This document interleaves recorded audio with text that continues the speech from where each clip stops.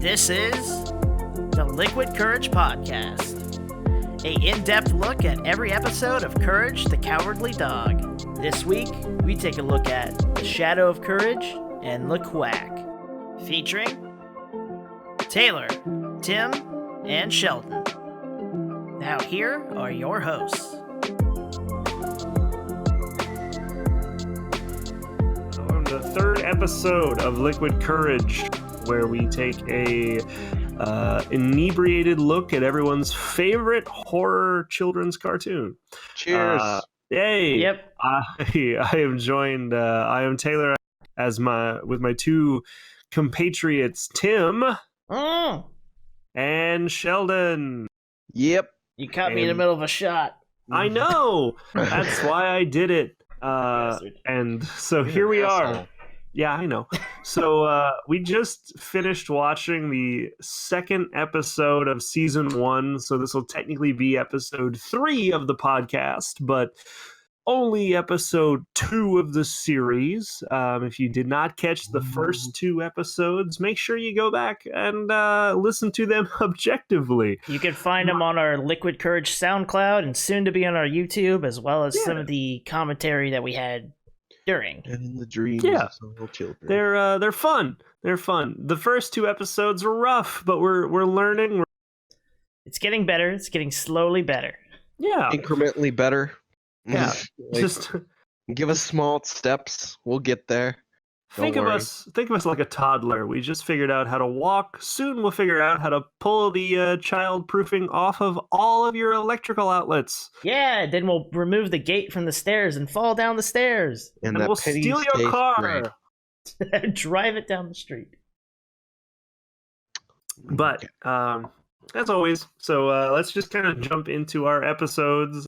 We're only did the 1 this week, so nice and focused is what we are today. Yeah, that's the word. Shut up. The 2 episodes that the 2 sides to it essentially are number 1 being The Shadow of Courage, number 2 being Dr. Quack. One of my favorites. Yeah, one of them introduces a character that comes back. Another doesn't. Still a good episode. Don't take that tone. They both kind of introduced characters, but we'll get to that later. But I think we probably start with the A side, The Shadow of Courage episode, or a episode, I guess, on episode 2. Sure. And I guess synopsis wise, it's a weird concept. It's a weird setup. Well, let's start with the opener. Yeah. The old man dies. Yeah, so we added 1 more to our courage death count. I mean, we are up to 3 general deaths, 1 Eustace death. Yeah. So it's 1 more than the previous 2 episodes. Which, now that I look at that, I go, that's a worrying number for a children's too cartoon. many for the first 2. Technically, it's a person per episode. Yeah, so far. We've been talking about that. So the beginning of that Sheldon's right. We open on an observatory with 2 people, one of them being a very old man, and who is very clearly he's very clearly a rich old man. You can tell because he's wearing a robe. Oh, he's got a butler. He's in an observatory. Butler, and he has his own observatory. Who I still hold to be the most relatable man. Which now I will say is foreshadowing. Yeah. But he's there. They're looking at the moon. He talks about buying the moon. He talks to the butler boy and fires him, and then dies. Just straight up dies, and the butler just leaves. And if he didn't fire the butler, maybe he would have lived. And so he leaves, and then the shadow escapes, which has so many questions, but I'm just going to ignore them. But I want to know why that butler. I encourage you, if you're listening to this, you've probably watched stuff, but you need to go and look at how normal that butler looks. Yes, he's We've all met a butler like that, or a man like that at least. He's the most normal person looking like ever in the show. Like even later in this episode, where you go to the part 2, there are other man humans. has worked at a Casey's. There are other people.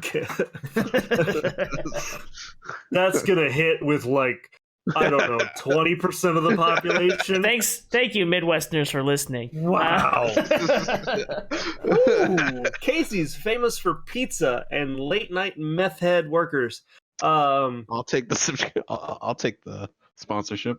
Yeah. Oh, actually, I should probably roll that back. Casey's, famous for pizza and nothing irresponsible.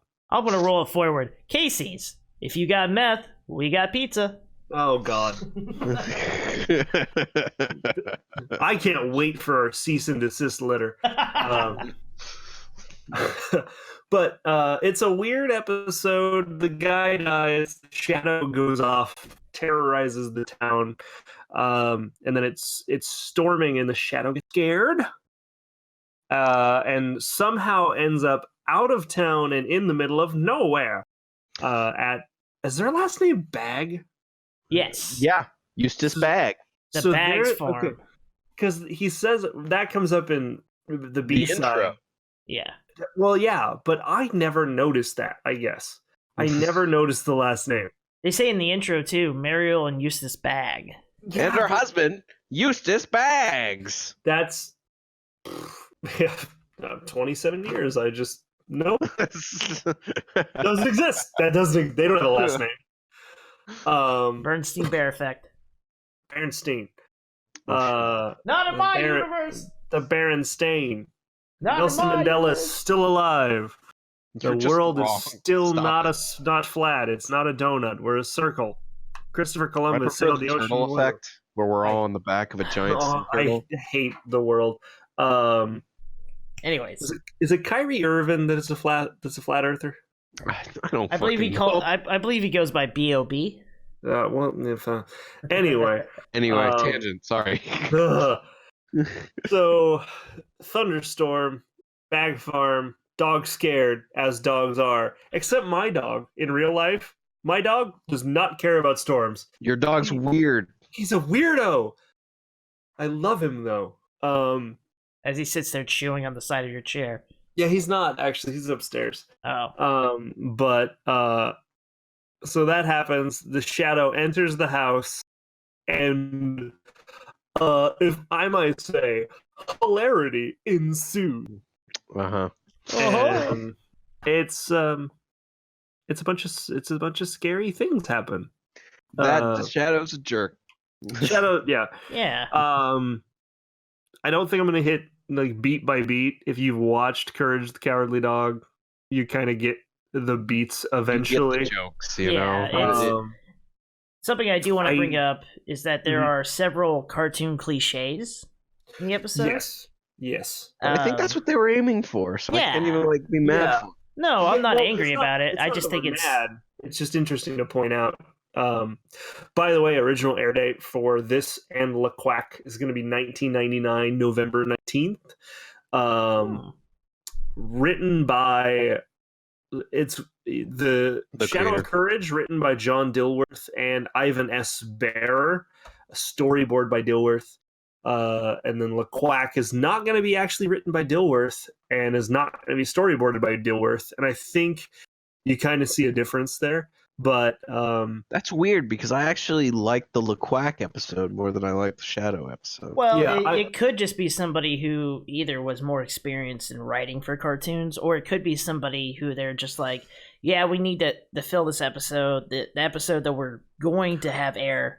The B-side to it that we wanted on it isn't done yet, or whatever. Well, and it's really interesting when you go through everything and you see what is written by Dylan, what.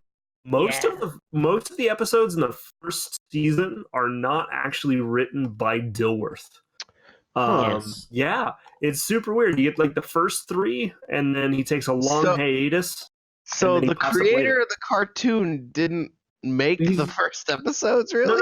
No. He's in the first 3, but like, he's going to be directing a lot. I was about to say, would you like me to give you some industry insight? I would love it. Toss it on the table. So, I like that you're here. I've been following Rick and Morty and Dan Harmon and how they do that whole process, and there's a reason why there's so much space between the first and second and third season, which will change after this season, but that's a whole other thing. It's because Dan Harmon is still like the executive producer and the writer for many of the episodes, right? Yeah. But how modern cartoons are done is that you have a writing team and you decide on the episode at the beginning of the week or whatever like that. Everyone has their ideas, they go away, they work for a little bit, then they come back to like a meeting, and then whoever's responsible for that episode then takes all those ideas and try to combine them together and put into an episode. So technically, Dan Harmon, in the Rick and Morty case, is still writing all the episodes. He's coming up with all the ideas, and he oversees the person writing it. So I see that's probably kind of But he what's brings happening. the ideas like from other people into the story for and like more funny jokes, more good hits. Exactly. So he sits there with them either while they're writing or whatever and makes the beats. Every beat to a story, like a story has upwards to like 50 beats. Some stories are very simple. A good example is that last episode that we did where it was just that chase episode.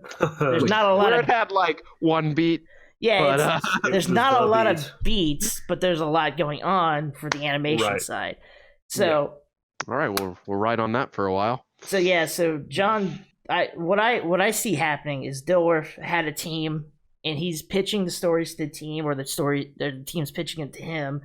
He's creating them together, and while he's writing another episode further down the line, they are writing these episodes in between, and they're trying to get a system down so that way they can kind of get it rolling and everything like that. Yeah, because pretty much on the next season, it's relegated to another writer. It's interesting, but if we're sticking with season 1 right now, just kind of looking at that, but it's kind of cool when you look at the stats and stuff. And whoever Irvin S. Bauer is, dude had legs. He wrote a bunch. So did David Stephen Cohen. But for these two that we're looking at, you got Dilworth and Bauer on one, and then just Bauer on the next one. Yeah. The Shadow of Courage. So you end up with the Shadow comes to the house. Courage sees it enter the house. Thinks it's a burglar. Yeah, I want to talk about that. Which is the most rational explanation he's ever come up with. I wanted to bring that up. So is that burglar from later in the series? I think so. I think there was one like he pops up. I know that model is used at least one or he at least imagines that character again. Yes, exactly. So, and what I guess we find so weird is when you read Courage the Cowardly Dog stuff online, one of the biggest conspiracies that comes through is like that it's all taking place in Courage's head, which I hate that conspiracy. For a man that hates conspiracies, you can't bring up conspiracies all I read them all day, bro. But I hate that one because it's a cartoon.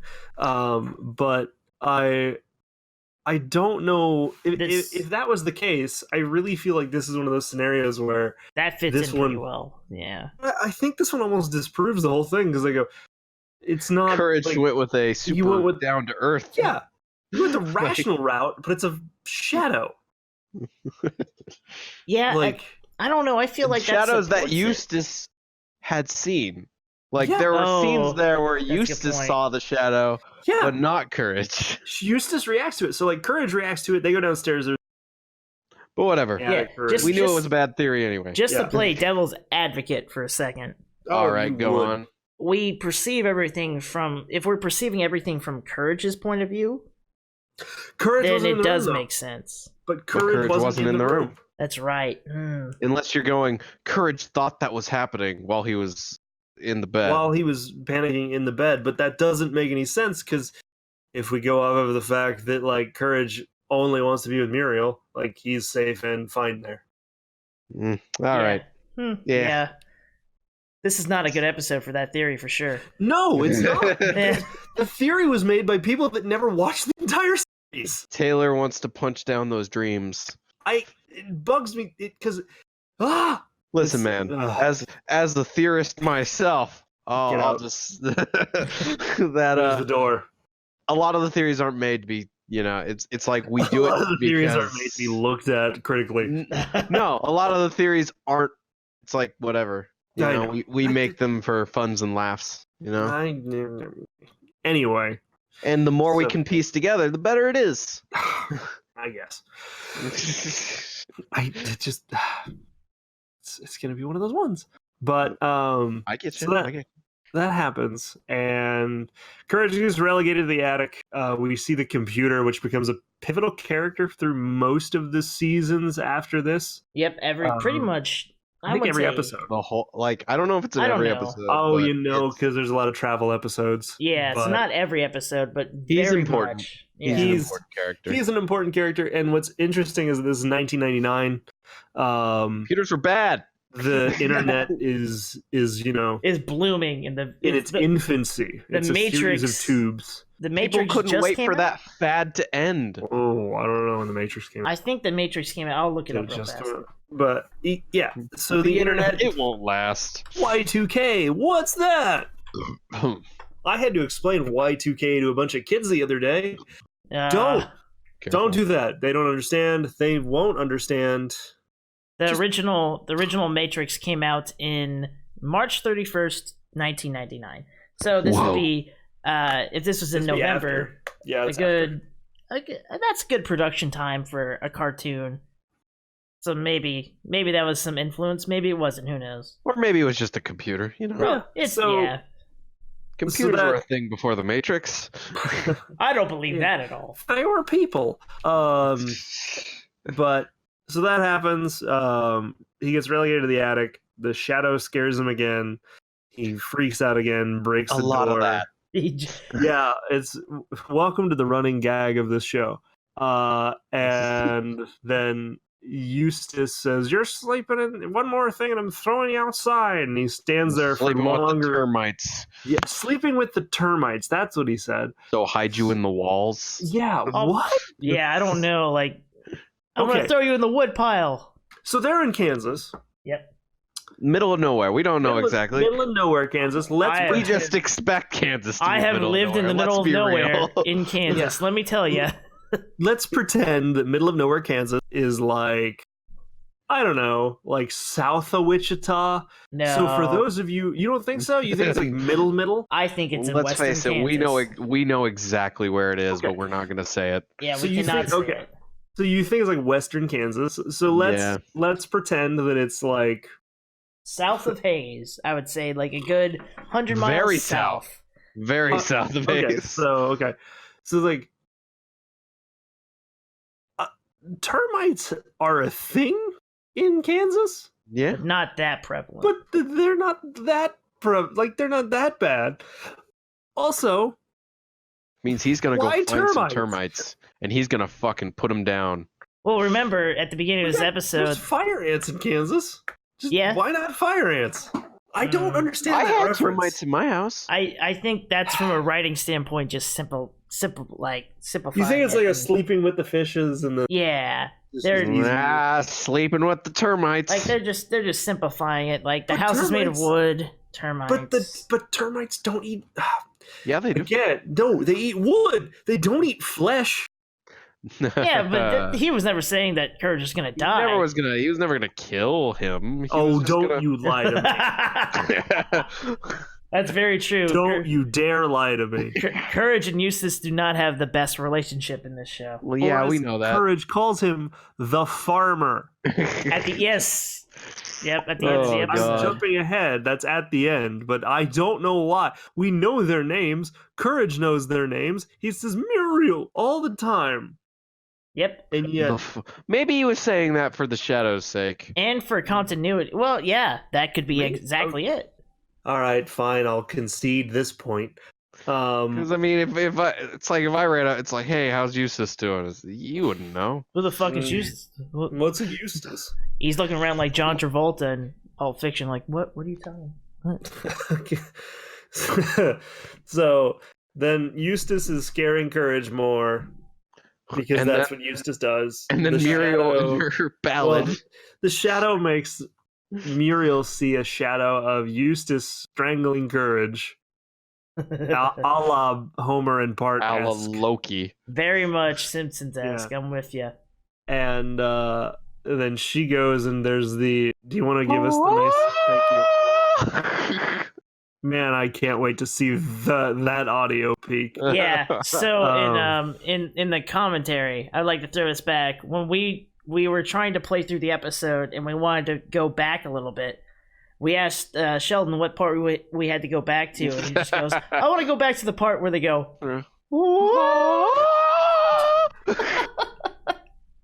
But nobody knew. Nobody fucking knew. I had no idea. But you know. You guys know. Yeah, you out there in internet land. I thought that my friend had literally gone. So there's that. Listen, I have hypertension. I should be the one stroking out. I'm working with amateurs here. Yeah, you are. This is the very definition of an amateur podcast. Have you not? Oh my god! If anything was to personify that, it's him cutting out as he said amateur podcast. Oh my god! I cut out. I hate Beautiful. It was like just perfect. It honestly exemplified the point. Good. As I watch a recording stuff and I watch my icon blink. Yeah, exactly. Anyways. I have to hold it up. Turns out sustained sounds not cool. But so that happens. The rolling pin gets a good use in this episode. Oh man, the bonking, it's coming. When you guys were kids, did you ever think of hitting somebody with a rolling pin, either from Tom and Jerry or Courage or Yes, I did. All the time. I really thought that dodging a rolling pin would be a bigger thing in my life. I had hit somebody with a rolling pin in my younger years, but never on the head and never hard. Yeah, well, he's also a child. Oh, okay, then it's fine. It's not that big of a deal, but still. Bullies will be bullies. Everybody knows. Unless Gillette tells you the otherwise. I mean, he's dead. It doesn't matter. Boy. I'm joking. I'm joking. Don't. No, you're not. Well, this is a different podcast now. Anyway, so missing in plain sight.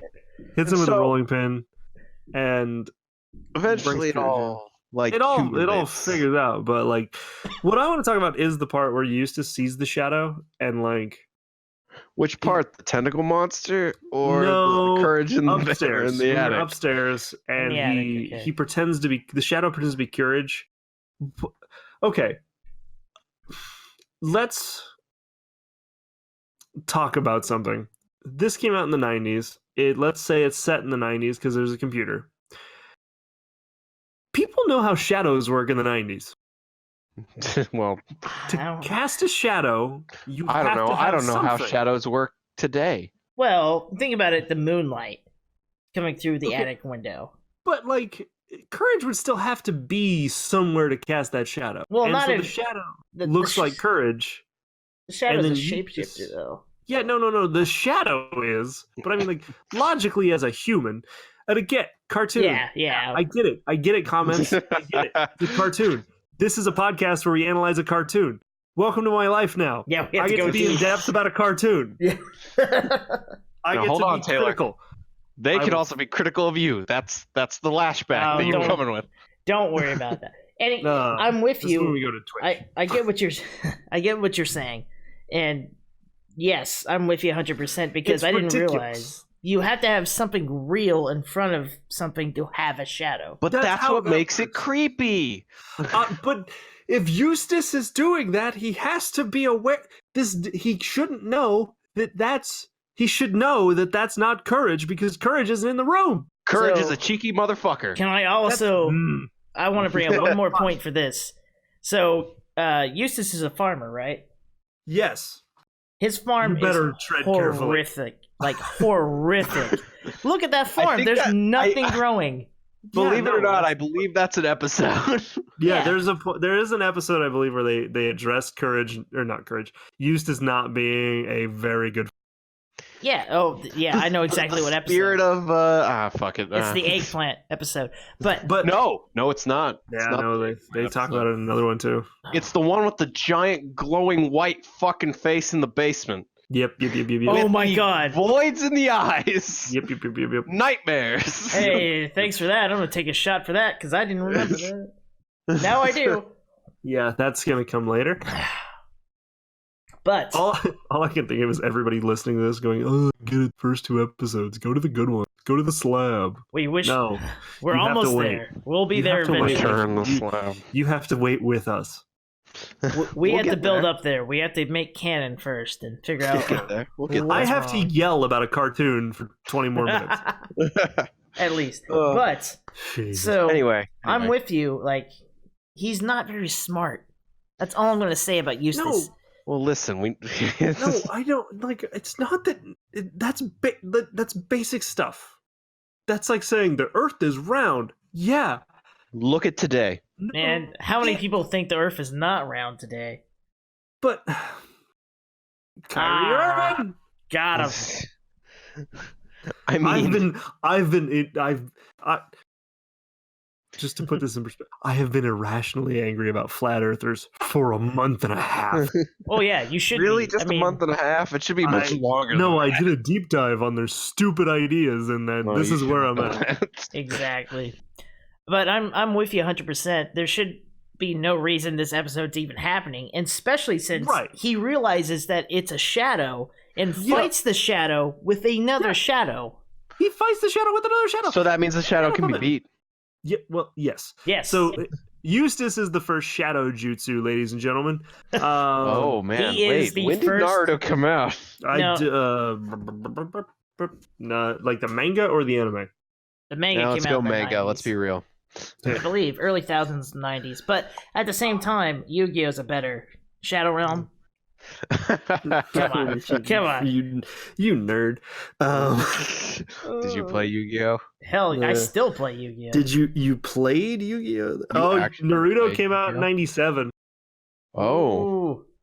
So it was older than I remembered. Oh my god, so what if Eustace is the next Hokage? Now who's showing their nerd hat? There we go. Stupid dog! Stupid dog, you made me look bad. And Stupid dog, get out of the Hidden Leaf Village. He explodes into like 6 different Eustaces. He uses a giant hammer. I was saying it is anime. I'm getting my mallet. It is anime, so he explodes into 6 busty women. Oh my god. Have you watched Naruto? Yes, I have. He probably has. In fact, he had a roommate that did once. Yeah, you're right. In Russian. Not a story for today. Yep, story for another time. Yeah. So anyway, Eustace uses shadow jutsu, fights the shadow. More fighting loses. More fighting goes on. And then a chase sequence, Courage gets strangled. Yeah. Once or twice. A couple times. A few times more than a dog should. Should we point out the part where Courage jumps on Eustace's face and goes, "I'm going to get strangled here." I love that line. That means it's happened enough that Courage can predict when he's going to get strangled. It's very much the Bart Simpson effect, where he's just like, "Oh shit, yep, I'm getting strangled." Muriel saving him that day was the best and worst thing that happened to Courage the Cowardly Dog in that lifetime. Yeah, so that happens. The shadow scares Eustace. Eustace hides in a refrigerator. Yeah. Yep. Then gets scared to the truck. Well, and then he gets scared of the truck. Courage goes back to bed. Muriel's gone. Thinks she's been captured. Goes to the computer, which is the first time we see the computer being used as a character. And just beats the ever holy hell out of that keyboard. Tic tac, tic tac. Yeah, hunting and pecking along the way. clearly never taking a 3rd grade computing class. But you know that he's probably the smartest person on the farm because he's using a computer. Yeah, the irony, yeah. Yeah, cord management, come on. Courage talks a lot in this episode, too. I think he talks a lot in most episodes. I don't think he does. I think he does. I'll fight you on that one. I mean, we'll... It depends. I mean, it's not really a fight because we're not really fighting. So I'll punch you in the throat. I'll meet you. I'll meet you guys halfway. I think this is the most Courage talks to Muriel and Eustace in an episode, but I don't think it's the most he talks in an episode. See, I think that's right. He is like directly communicating with them, and it's unclear if they understand him. Yeah, they kind of get it. I mean, I'm pretty sure they don't understand him. I think why would the polymorphing happen? Yeah. Why does Courage use his D&D strat of polymorph? No, he rolls a 20 every time. I don't know how he does it. Except for that one time he was a fucking monster. No. That's what he thought he saw, so it was another 20. But like it's a weird thing because he talks directly to them, but it's very clear that they can't understand him, and so it's like the opposite of the Brian Griffin conundrum in Family Guy. Family Guy. Yeah. Where it's like they absolutely can understand everything Brian says, but no other dog can. Like no other dog talks. It's almost more like Stewie in that situation where they understand him when it's pertinent to understand him, but also they don't. Yeah.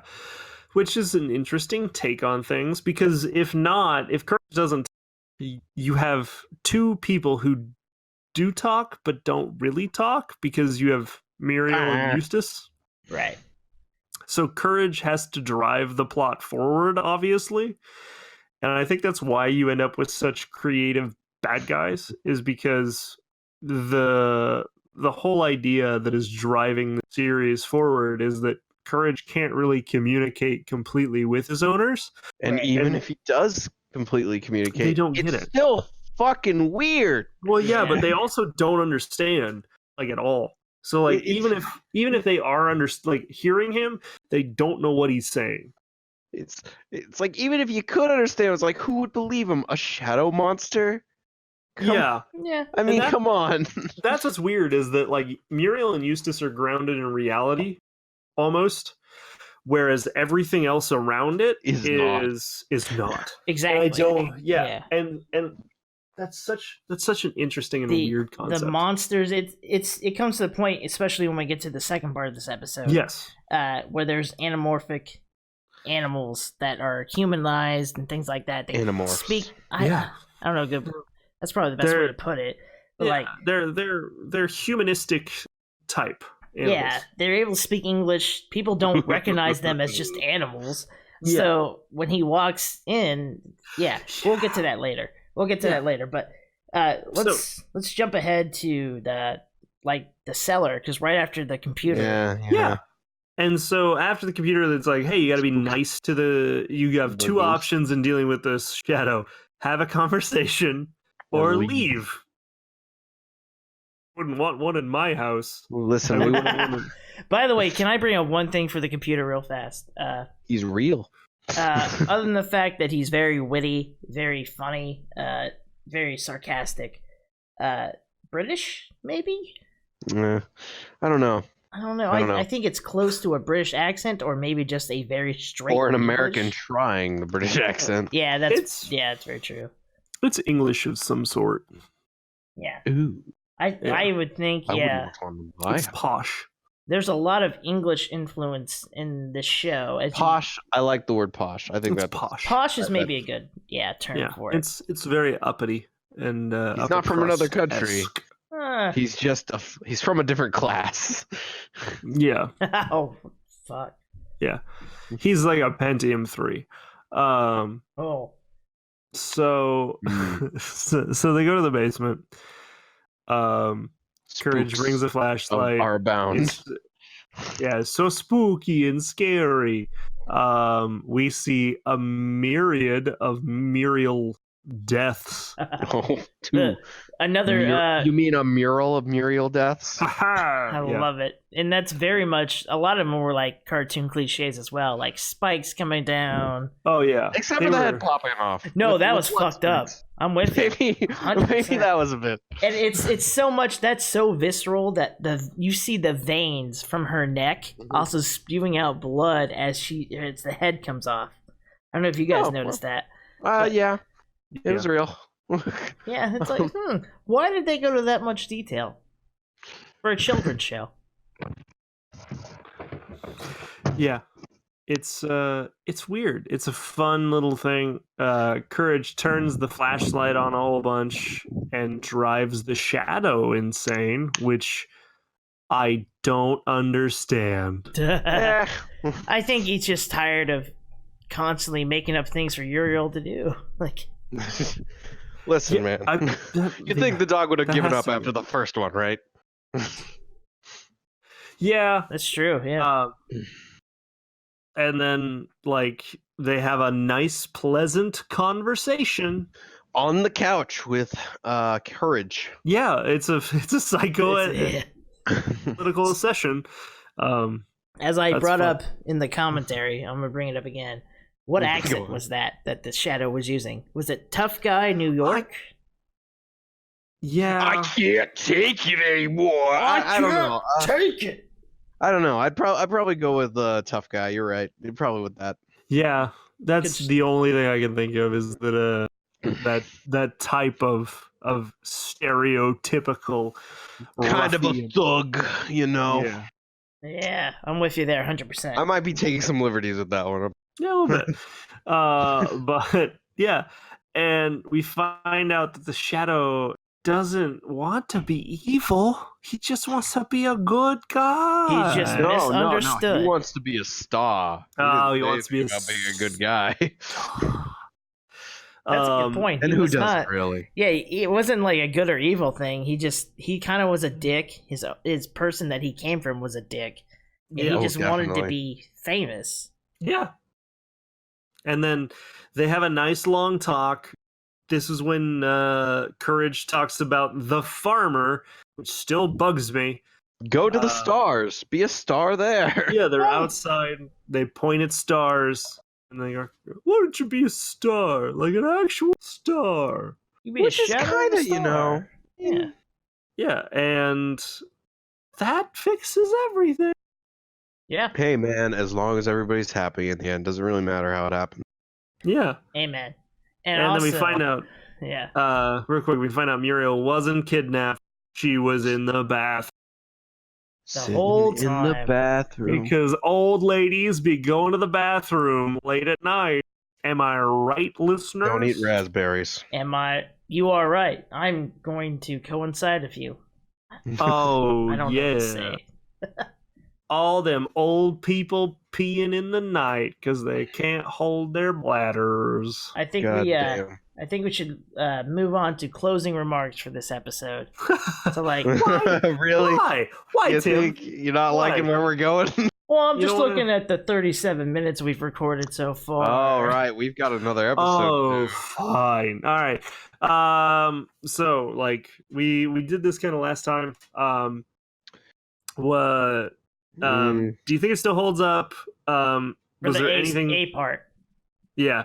Was there anything that like was particularly scary that you feel like that was something or memorable that like made you pull into that? And how would you rate it on a rewatchability scale? And I'm going to rate. I say we rate this using. Let's be cute. What? Sorry, I don't know what I was gonna say. I was gonna say let's just kind of compound this. I mean, let's use the rating system of like we'll be real fast with it. Dead old men. Dead old men. Okay. Yeah, you know what? I like it. Honestly, I don't know if I like it as much as like Cat's Hotel. Yeah, but I still think it's pretty good.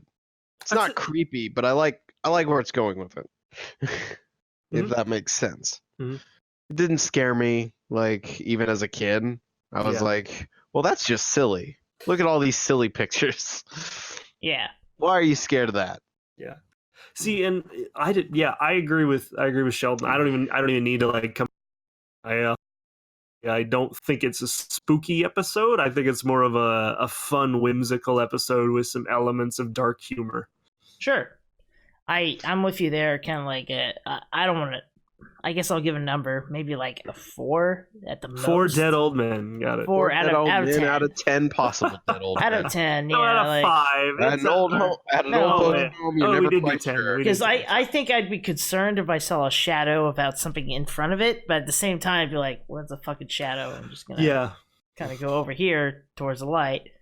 Depends on the creepypasta you're in, Tim. Yeah, I think this is like a 5. If we're doing a scale of 1 to 10, I think it's like actually, I'm gonna go 6 episode just because it's fun, but it's not particularly like memorable. It's not particularly entertaining. I think it's got some really good jokes in it, though.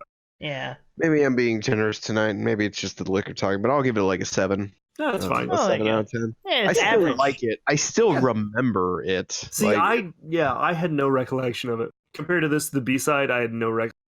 I remembered it, but I did not like go, oh yeah, this episode, because it's not one of those episodes that you think. Yeah, it's not the episode that I thought was the first episode. No. But turns out the episode that I thought was the first episode was like the fucking 4th or 5th episode. So I think it's like I said, I think it's a quality, I think it's a fun episode, I think it's a silly episode. I think this is more of your like your almost kind of one-offs. This is your lobster in the fridge episode. Very almost. much, Cowboy Bebop. Yep, very much. Can be the best episodes. Yeah, where it's like, it's not particularly in line with the normal set of storytelling things, but it's not bad. I like Cajun Granny Stew. I'm still going to say that's probably the weakest episode we've seen. Definitely. And I think it's going to stay that way. This is way better than that.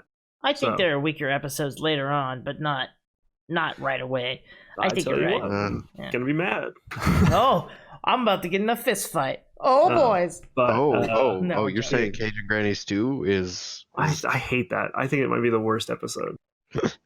It's just a chase episode, but I think that's the worst. Yeah, but here's the thing: an episode that bores me does better than an episode that pisses me off. And I don't know, I don't quite remember any episodes like that in Courage the Cowardly Dog. Right? Yeah, but they might exist. Who knows? We haven't gotten that far.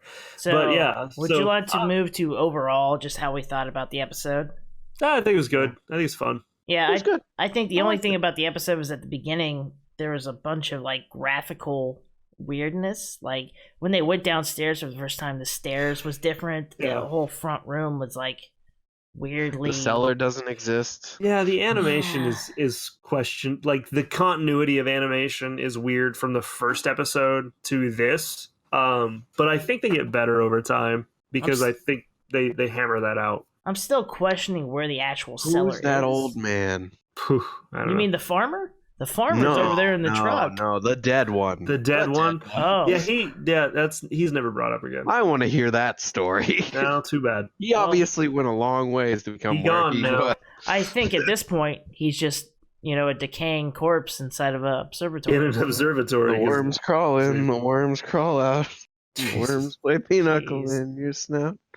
Anyways. So, I think it's fun. It's a fun episode. It's just not particularly, like, Courage memorable scale. Agreed. Like, it's fun. Go watch it. It's like a silly one. But in the contrast, you do have more of a memorable episode on the side B. Le Quack. Le Quack. Dr. Le Quack. Who's scarier than a French doctor? A French duck doctor. A French doctor, if you will. I hate you. But I love you. That's amazing. I thought you were fucking gonna make the joke yourself. I wish I did. That's why I'm mad at you. So this is another off the wall one. When we talk about these, because it's an odd concept, but not. It's a trope concept. We've watched how many things with amnesia episodes? Everything, pretty much. If you're a TV show, you have an amnesia episode at one point. If you listening, you're a TV show. That'd be funnier than me. I had my own aliens. amnesia episode. But that's yeah, our new podcast where we look at just amnesia episodes just from every TV amnesia. series. Does Well, all we of play general amnesia. and I yell. Mm. I hate horror games. Yeah, you don't do well. I pee myself like a little baby. That's not even that much of a horror game. But Dude, it doesn't matter. Amnesia's a horror game. You shut your mouth. It's You see that water? You see that water thing, man? It's scary. I played that and Inside. Don't at me. Inside is different. Inside is not a horror. Ooh. But Don't at me. anyway, Dr. I'll fight Quack, you. the amnesia episode. I thought the Indian doctor was going to appear in this one. I don't know why. But Indian he doesn't. doctor. He No, is it's not, me. you know. He comes later. I know exactly what you're talking about. He is. I think the first time he shows up is several episodes down the line from us. Oh, Yes. wait a minute. Yep, the mustache. I remember him now, and I think I know which episode he shows up. Cool. Yep. Well, I can't wait. But Dr. Quack starts with Eustace on the roof. Doing the That- worst patch job I've ever fucking seen. Yeah, The worst running- hammering. The running theme of Eustace not knowing what to do on a phone continues. And he's patching the roof, and Muriel comes out and yells at him about waking the neighbors or disturbing the neighbors. And he responds with, "What neighbors?" To which I think we all went, "Yeah, Well, yeah.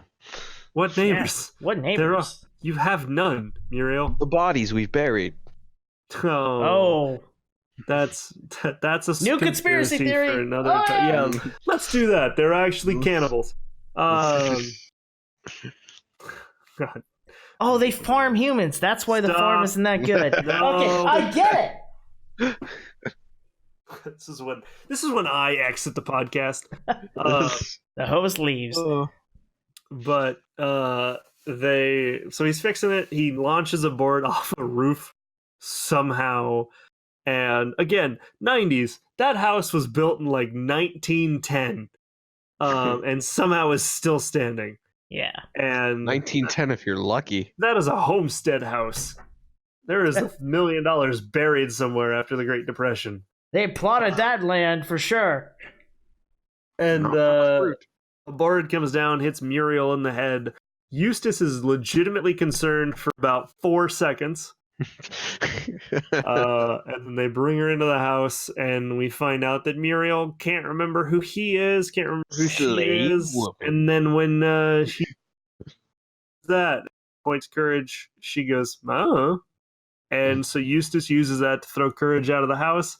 And then, yeah, do we want to talk about that? Do we want to talk about the fact that Eustace then literally says the words, "You are my slave woman"? Yeah, it's Make kind me of dinner. just the only thing I can think about is that it was a different time. That's the only thing. But at the same time, it's just like Listen, it it was the may have been a different 90s. time, but it was the time period where slave woman was still a word that you look at Yeah. and go, you wouldn't call her a slave woman. Oofa doofa. yeah, it kind But of that lasted just as long as it hit. Like, it Yeah. hit hard, but then it was like, oh, well, now the new villain's here. And yeah, the so the silliness is actual gone, villain, yeah. yeah. And so, Eustace uses that so Muriel's a slave. We all of us, I think that's because we're sitting in 2009. We're watching this 20 years later, and we're all sitting there going, that Did he just say sounded slave wrong. woman? That doesn't seem right. And so we all just kind of, what? And then Courage gets back into the house, looks up online how to cure amnesia or to find somebody. Somehow, he must have posted on Craigslist, right? Yeah. Reddit even. But I think he Yahoo searched, and I think that's his problem. Ask Jeeves. You Yeah. know. Yeah, that. What if the computer is Jeeves? It'd make more sense, right? Oh my And then god, he disappeared. he does. Ah. Yep. But anyway, and that's how we end up going into Le Quack. We see another Dilworth. The Quack headquarters. Yep, we see a Dilworth reference on the USS Dill, the ship that Le Quack has apparently stolen. So is he just? So Le Quack is a Con duck. man, thief. Yeah, I would go with con man, probably the that's what I was. nomenclature to use. Yeah. I was thinking he was a con man. Charlatan. He's a duck. I would say I wouldn't go charlatan, but I'd say he's a goose. But I think if you're a goose, don't go quack though, do they? Do you? Would you? If you look at a goose, have you never been quacked at by a goose? I've been chased by a goose. They hiss. There you go. Yeah, they do hiss. You got it. Geese are pretty mean. He's the winner here. I'm not winning here. Yeah. all of Canada's rage has went into their. The geese. They drive down to U.S. to show how Canada's very pissed at the U.S. But yeah, so the Quack shows up dressed as a doctor. Curly mustache and nothing else. And what's his catchphrase, Sheldon? Kitskuse. Yeah. It's like couscous. I butchered that. Yeah. Which I believe, doesn't that mean what is? I don't speak French. I do not either. Well, good. Well, we were prepared for that one, weren't we? Let me call my mom real fast. I won't ask anyone. I'm sorry. That was me for asking a omelette du fromage. Oh, you're gonna get all the girls at that. I know. But anyway, he shows up. He bonks Courage, or no, he bonks Eustace on the head. Gets rid of that motherfucker and throws him in a closet. And yeah, Couscous, which from Yahoo Answers, ladies and gentlemen, is what is this? So, I was missing a word. What is this? You beat me to it. Yes. And so that's what he says all the time, which makes me think that he's not actually French. But Le Quack bonks Eustace, then goes to Muriel, throws Courage out of the house, and just begins to torture Muriel. And this is the first time you see Muriel playing a sitar, I believe. Yes, it is the first time we see her instrument of choice, the sitar. I which really like the sitar. It's such a cool instrument. Yeah, it really is. For sure. Wish I could play. Yeah, it makes fun noises. The noises it makes is very calming to me. Yeah. Yeah. And but Le Quack continues to torture Muriel in a myriad tickling her feet, pies to the face via train transportation. Train pies. In which Courage becomes a terrorist and blows up the track. Blows up the train. No, the track survived. Yeah, the train just explodes. Oh boy, that's the part you need, right? But he, like, the whole time he's just trying to find the valuables, like la silverware. Which, let's face it, which we all made that assumption, right? That like there's no valuables. There's nothing there. Yeah, dude. What do you want? You look at the place and you should just go, well, this was a dud. And you just drive past it or turn around. Or walk on your webbed feet out of there. You waddle away, if you will. Waddle. But it goes on. Courage again attempts to save Muriel over and over. The goose or the duck chases him out. We had 3 escape counters by Courage running out the back door. Than the last. Yes. Yeah. It's a rule of thirds. Yeah. Runs up and hides on the wall. Lays down, pretends to be a carpet. Be's a plant. These fools wanted me to count that on the death counter because a plant died. I wanted to. I'm going for every death we can get. Apparently, I worked. We needed more shots. Oh, he said shots. Bunch of vegans. But I'm not vegan anymore. I just shot a thing of vodka. I think vodka's vegan, isn't it? It's potatoes. Yeah, it's not vegan. That's not vegan. No, vegan is just. Do you know what vegan is?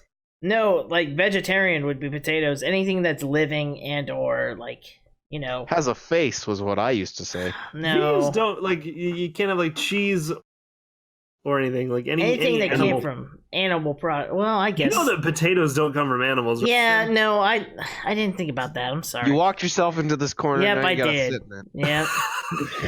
I thought about it. I thought I went to that like anything organic is not vegan. I'm sorry. I fucked up. I like the idea that you just think that there's fields of potatoes that are just running around on all fours. Just like, man, We have- potato. I wish that was me. Free-range potato. Oh.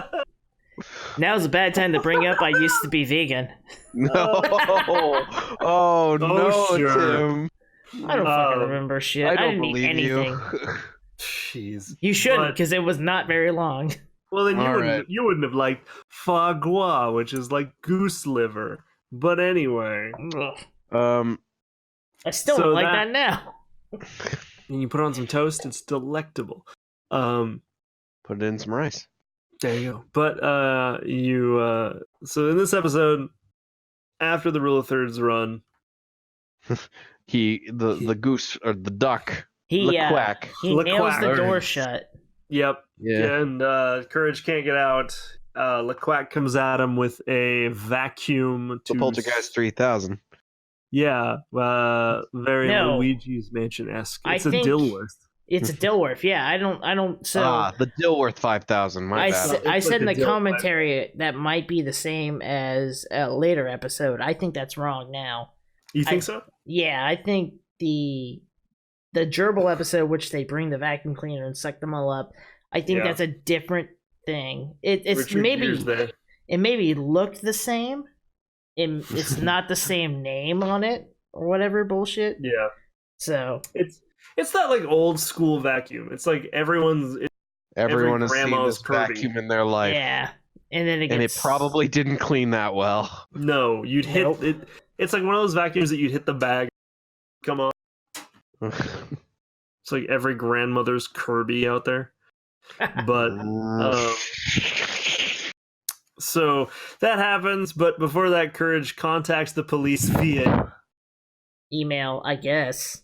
which Email, computer, Yeah. Email, instant messaging. computer, Who knows? yeah. yeah, It was And they're AIM. It was AOL Instant Messenger. yeah. And he would message him, and all he said was like, "Help! I need help. There's someone invading the bags farm." And they're like, Yeah, what do the you want bag us to farm. do about it?" well, and that I think that was what was so weird is that again, this is '99. Predicting And- the future.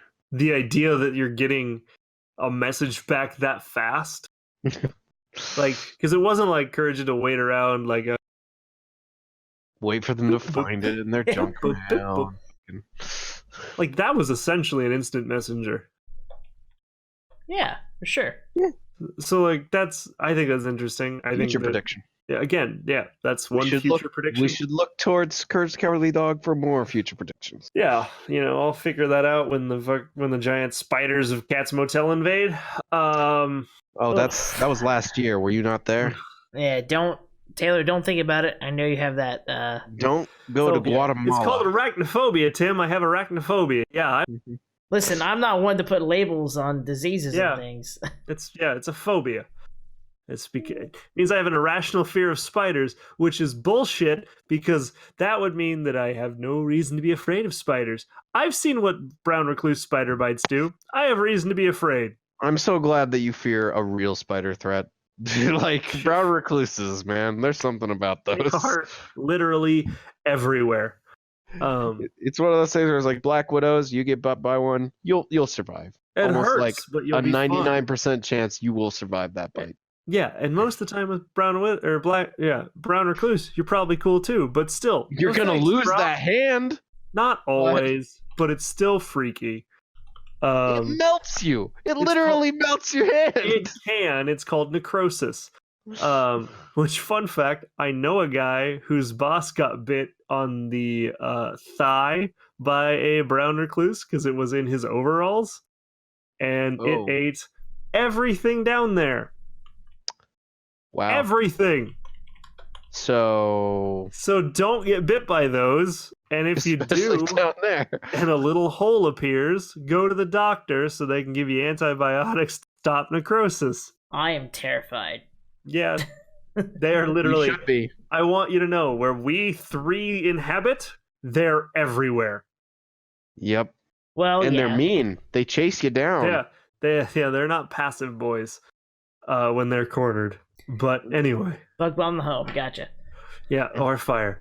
But Yeah, or- after this happens, the Both. police will eventually show up and save Courage at kind of the nick of time as the vacuum blows up and take Quack away. And you end up with Muriel getting her mind back, Eustace locked in a closet. With his memory missing. His is missing. Courage just shuts the door. Because that's a better world, really. Yeah, and that's it. And then the exit of the episode, the police car in flames on the side of the road. And Quack impersonating a And police Quack- officer. Yeah, walking away, and then we have an outro of this won't be the last time we see Quack, and it won't be. So can I also bring up something else? That is Yeah. not the last time we see those police officers either. Right, so they live, thankfully, so I don't get to mark 3 deaths on the Yeah, the general death counter. especially so. Yep. At least we don't like see the death of the main police officer, right? Yeah, like he comes up later. Yeah, He comes up. That mustache, it's recognizable. But yeah. it's weird when you look at that episode compared to the first episode because it's almost a chase episode, but it's really not. It's kind of a... Very close. Yeah. It's like it's The duck does shit. Oh, we forgot the mouse. We forgot Oh, the mouse. yeah. Oh, Mark! Mark the the mouse. mouse. God. So there's a point where Courage opens the door and Quack comes after him, so he shuts the door and then he opens the door again, and there's a 6-foot tall mouse there. With a bib and is ready to eat the stinky And he cheese. just- Pops him one, just decks him right in the face. Yep, the stinky cheese torture that he tries to do, and he punches the Quack, eats the cheese, No problem. and Courage pays him, and the mouse says no problem. And now that is implied that that creature lives in the bag house because we've seen the mouse holes. There's a mouse hole in the A part of this episode that I'd like to point out. And Yep. I think that, There's one on the B part too. It's in the kitchen. oh, yeah, it's same hole. Same hole. Same hole. So So it's he has to canon. live in there, yeah. It's canon that mouse lives there. We call him Mark because he's Chuck E. Cheese's cousin or brother. Older brother. Yeah, older brother. Your Mark brother, Cheese. the one that Um, invited you into his bedroom. The not Like- as successful older brother, Chuck E. Cheese. Yes. I got a GameCube up here. You want to see it? Which, by the way, I Have got you guys- some beers. this is gonna date the shit out of this. But have any of you watched the Shane Dawson conspiracy theory about Chuck E. Cheese, No, the one where not they yet. recycle pizzas. where they recycle pizzas? What? Yeah. All right, I'm about to be on this. I've watched everything up to now, I guess. So there's Yeah. there's the one about there's a conspiracy theory. Chuck E. Cheese. Those of you that are listening, take this aside because of Mark Cheese, the mouse and Courage. That Chuck E. Cheese recycles their pizzas after you're done with them. So if you leave pizza on the plate, they take it back and just put it into like A heater? another pizza and Wow. just serve it to other people. And Chuck E. Cheese had to come out with a thing. It was like, no, we don't. But it didn't help that literally everyone they talked to kind of got weird about it. It was like, so, yeah, well, about the, I mean, if you are ask, you recording this? That's weird. Yeah. They had to they've been putting out on all of their ads fresh pizza over and over again. Like new fresh pizza. Man, I've been to Chuck E. Super Cheese fresh. before. I think my 11th birthday was there, and I'm pretty sure they recycled the fuck out of that pizza. Listen, if you go to Chuck E. Cheese's and you eat pizza, something's wrong. Well, you shouldn't. I had Last time- strep throat. Last time I went to a Chuck E. Cheese, I went one time and there was one like 2-year-old that was monopolizing the Wave Runner, and I was so mad. I never wanted to punch a kid more. To be fair, I was also a kid, so it's okay, but man, Yeah, Even as a see? kid, I don't think I really had fun. In Did Chuck you E. pull Cheese. out a rolling pin and just like go to I town? wish. I believe, God damn it, was that Chuck E. Cheese's? I hid in a ball pit at one kid's birthday party because I Oh, just you- didn't want to be there. No, you got the pink eye. Oh fuck! I did They're not get pink terrible. eye. I've never They're had awful. pink eye. Also, when I was another aside, when I was little, there was a long story. I was not allowed to go to ball pits for a while because in some ball pit in somewhere they found a a family of rattlesnakes living in the ball pit. Well, yeah, that would do it. Welcome to Texas, man. Yeah. So there's that. But so Mark, Man, who knew Steve Austin could hide in a ball pit? punches the Quack. Stone Cold. And, yeah. And it's a weird episode.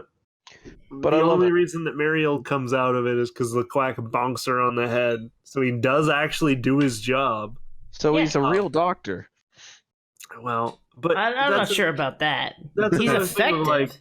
like when we watch that episode again, or like now, again, there's two animals in that are Communicating with humans, yeah. that are talking to people, like because the Quack very clearly has several conversations with Miriam. And Eustace. He gives him a card. He doesn't talk about him being a duck. Like it's the mustache, man. They couldn't tell. They couldn't tell. Yeah. It's super weird because again, Courage is a dog, and we have that. In other episodes, we have like raccoons that are raccoons, but like cat's a cat, but they don't talk about him being a cat. He runs a hotel. Can I want to bring up right now, I just found the Courage wiki. Oh, no. And I just want to read off his likes and dislikes for Quack. Okay, go for it. All right. So the likes are money, jewels, cash, etc. That kind of stuff. His dislikes are being arrested. That's it? That's it. That's the only thing on his dislikes. That's it. It's not that he loses, it's being arrested. Who likes being arrested? I mean, really. Let me let me read his quote as well. Please. Well, I'm gonna butcher the fuck out of this, but yeah, you are. How annoying. Kiskase. They've not seen the last of Quack. Quack. Oh yeah, like he comes back. That's the end of the episode. That's the very last thing he says. I don't remember what episode he's in, but I know he comes back. I know he comes back. The next time he comes back is in Nowhere TV. Oh, yep. And then he comes back for the final time on the Quack Balloon. Yep. But we are not there at all. No. God, no. Which, by the way, if I would like to, this is kind of a precursor for events. At some point in time, Cartoon Network did make a Flash adventure game for Courage the Cowardly Dog and Nowhere TV. When we get closer to that episode, I am planning a Let's Play for that current Flash game. So that's something to look forward to if you would like to be aware that will be coming, hopefully when we're able to get a lot of steam and have time to do that. But it's because it is wacky as all get out. And if that goes well, maybe other animal-themed adventure Flash games are in the future. Oh, God. I don't want to go back to Scooby Snaps. I don't know what you're talking about, but there's a certain orange tabby that had a wonderful little Halloween game. Oh, you stop. God damn it. I couldn't watch it because I said I was a child. Anyways. The Quack. Yeah. Let's ring this up. You wanna? Yeah. Again, what do your final thoughts? Is it particularly spooky? And let's rate this out of pie trains. Oh, pie trains! I like that. Yeah. Pie trains.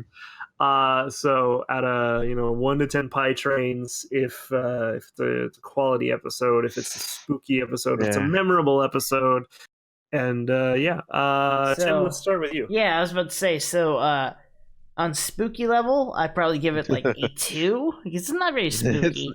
But on a quality level, I'd probably give it a 6 or 7, an average. It's pretty good for what they're trying to convey for the rest of the series. Like, it's an average episode where a villain comes in and kind of just almost murders everybody in the place, steals everything in the place. Like, kind of scary for a dog to see, and then Courage fights him and wins. So at the end of the day, by the skin of his britches. Courage doesn't win. Like literally, so Courage wins only because he called the cops.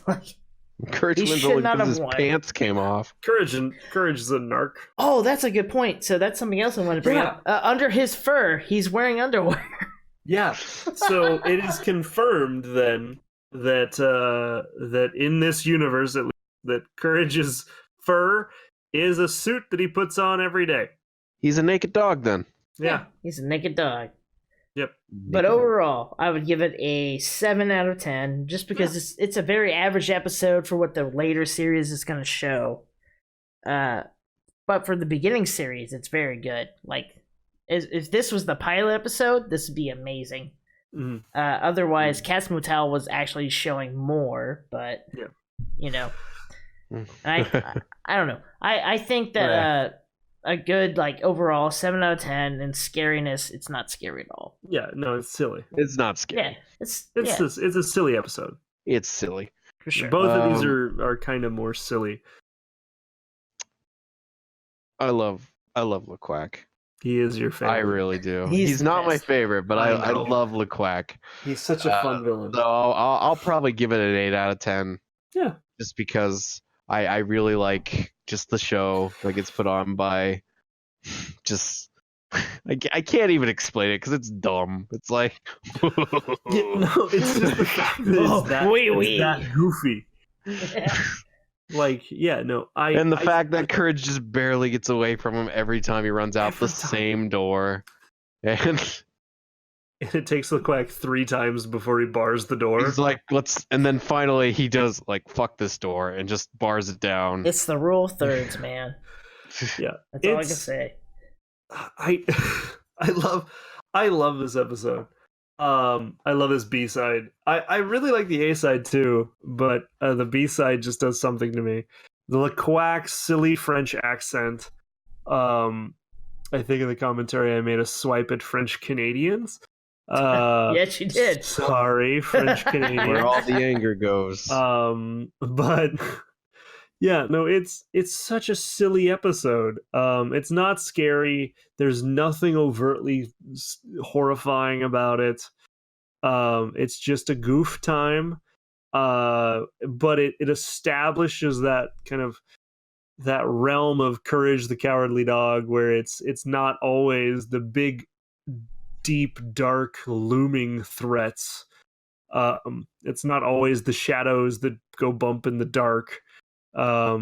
It's sometimes a duck with a fake stethoscope around his neck and a fake mustache. The fake mustache, and I think that's really funny. I think I would,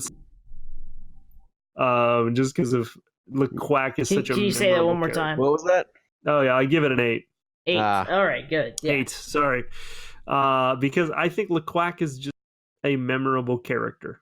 Agreed. And yeah, his presence is what does it. And he comes back quite a bit. By the way, I looked up the enemies in this episode. Oh no, Charlie the Mouse. Charlie the Mouse. Charlie Is Charlie the same name as your dog, Taylor?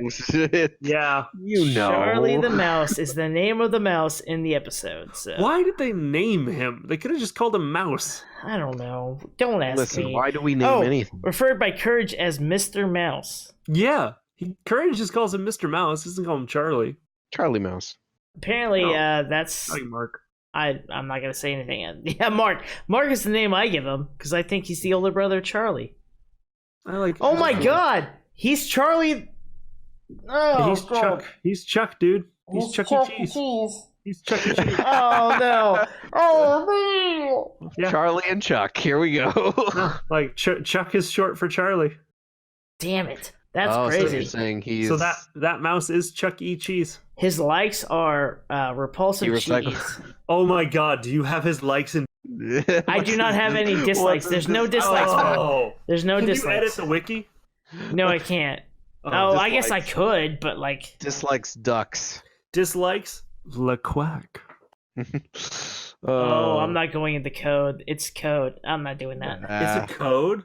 So if I hit edit, I have to edit the whole code for the whole page, and I'm not doing that. Don't do that. I haven't done that in years. I'm not doing it now. Hey, is that like wiki whatever, like dot wiki or whatever? It is courage.fandom.com/wiki/Charlie the Mouse. Whoever's in charge of that, go in there and make his dislike look Quack. What are you doing? Just so you know, there is a little disclaimer at the top of the article that said this article is in need of a cleanup. This generally means it's below wiki standards and requires an overhaul to bring it up to par. You can help out Courage the Cowardly Dog wiki by reorganizing parts of the article, checking grammar and spelling, and or doing other helpful things to improve the article in general. I call on you, the loyal listener. Fix it. So I would. The only last thing I'd like to bring up for Charlie the Mouse is his friend. Like, Sure. Yeah, go for it. He has friends? Courage, Kitty, and Bunny, which is something we're Oh gonna get. no! Don't talk about Kitty and Bunny. We will Don't get to talk about that in Kitty and a Bunny. later episode, which is one of my favorite episodes. It's one of the best episodes Yeah, in Courage for the sure. Cowardly Dog. Which is funny because I didn't know that he appeared on more than one episode, so I think that's great. Especially in that episode, that's a good ass episode. That's one that marks it down. Like that. Yeah. That's one of if I go, you need to watch Courage the Cowardly Dog, and they go, why? I would show them that episode. Oh, that's such a good episode. Anyways, so, this is one of those things where I go, yeah, this podcast is going to be kind of slow to start. Cat's Motel was our ringer out of the gate, and it's okay. The audio quality is fine. But oh shit. Okay, yeah. as we roll, we're gonna hit those. We're gonna get to the slab. We're gonna get to the barracuda in a bathtub. Yes. We're gonna get to those. I boys. believe the barracuda in the bathtub is the last episode. You're right, but we're gonna get to those. Oh. We gotta work through all this stuff to get to it. As I brought up earlier with Taylor, we have to build this canon kind of right now. Yeah. We have to see what happens in and the then early we'll blast episodes. everyone out of the water. Yeah, and don't worry, we're naming every episode after the episode, so you know what episode you want to watch. Yep. And everything like that. So we're not gonna lie to you or anything about that. We're gonna build up to this, and so I just want that to be clear because I feel like this cast so far it's a good cast, but this podcast for these two episodes, and it's better than the other ones because we're starting to see that continuity of Courage continue, right? And it's going to keep going. Join us on this this journey. Yeah. So, with a leaving note, there's two things I want to leave with. The first thing is that in this episode is the first time we saw Courage having his screaming face and bursting through a wall at the same time. Okay. Both in the door in the first part of the A part of the series, and then the B part where he busts through just straight up the wall on the outside of the house with a pole vault. Correct. And then the second thing I want to bring up. Those two? No. Oh, we should not. The second thing I want to bring up is I'm looking at Charlie the Mouse's wiki. His enemies. No, you need to get off there. This is the last thing. The last thing on his wiki.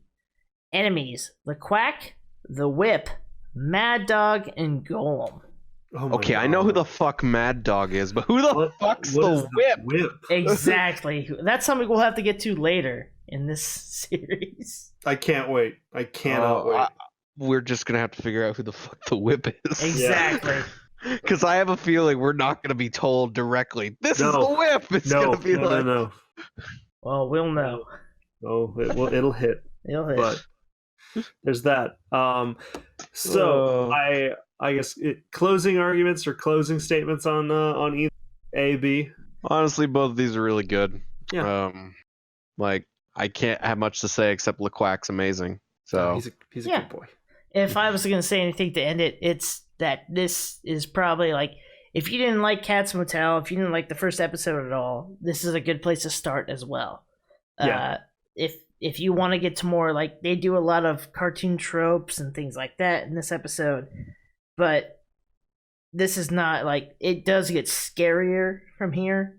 These were not very scary episodes, but at the same time, it gets better in both the story, the scariness, and then the actual animation. The spooks. Yeah, it's almost like they looked at Cat's Motel and we got to dial We up. need something for everyone else. And I so don't know if this will work. we get kind of 3 in a row with Cajun Granny, the Shadow, and Quack, and they're not as dark. They get darker.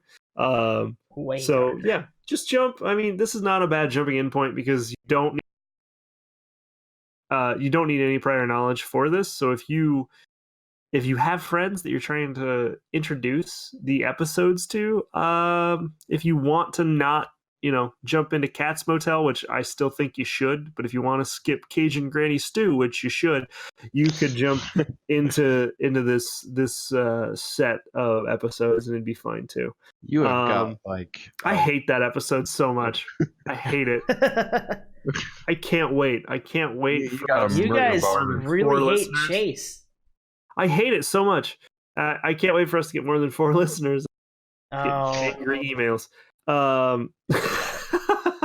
You're thinking too far ahead. We should just go ahead right now. Right, sorry. Send me angry emails. Send me all the angry emails. Yeah. Next episode we're going to cover is going to be episode 3 of season 1, which will be Courage Meets Bigfoot and Hothead. Woo! Yeah! I do not know. Oh, wait a minute. Oh, I know what Bigfoot is. I'm down. I think I just remembered what Hothead is. I think you probably did. And it'll be weird and wacky. It'll be a fun time. If you've not went out and picked up your copy of Courage the Cowardly Dog, definitely go do it. Do it. Do it now. It's worth it. Yeah. I had to wait a month because they were sold out. Go do it. Yeah, if you can get it, go get it. But yeah, there's that. I think we're gonna try to do this. Hopefully a bi-weekly podcast, so every 2 weeks with a new episode. Don't make promises you can't keep. That's the goal that we're shooting for right now. These first 3 episodes have been kind of like a proof of concept for this whole thing. So. We're all 3 in different fields of work, so we have different schedules. But that's kind of the goal. If not, we're definitely going to make sure we at least hit 1 per month.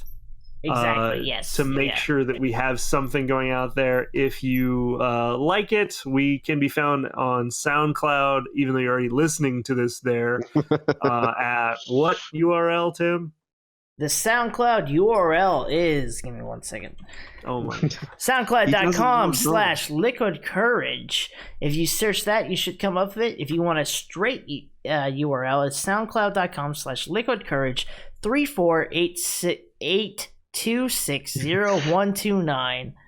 But if you look up SoundCloud Liquid Courage, we're the first thing that should come up. Yep. And that should be it.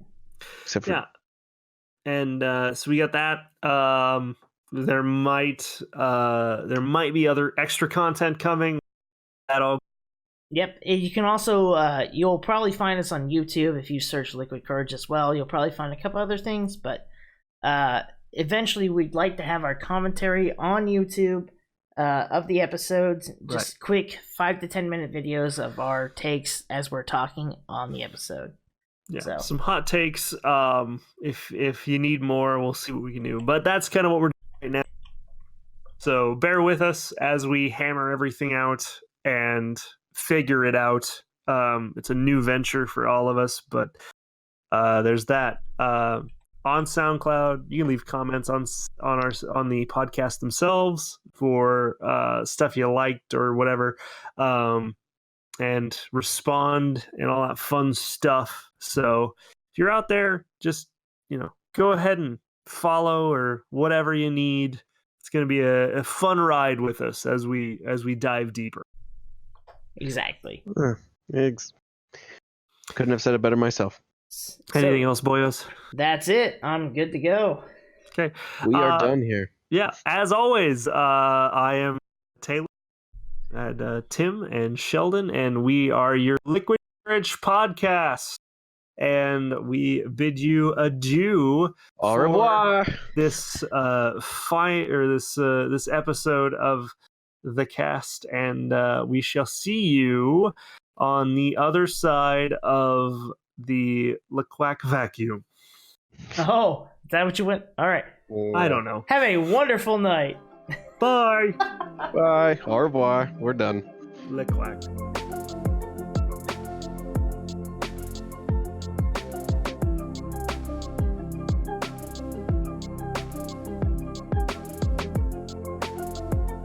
that was the Liquid Courage Podcast, an in-depth look at every episode of Courage the Cowardly Dog. On the next episode, we check out Courage Meets Bigfoot and Hothead.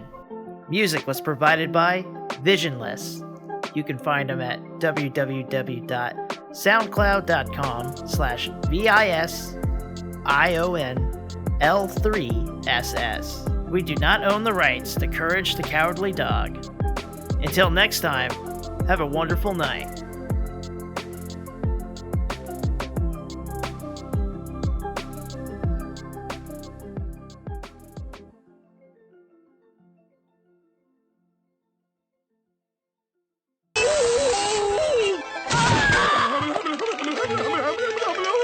Uh-oh, I'm gonna get strangled.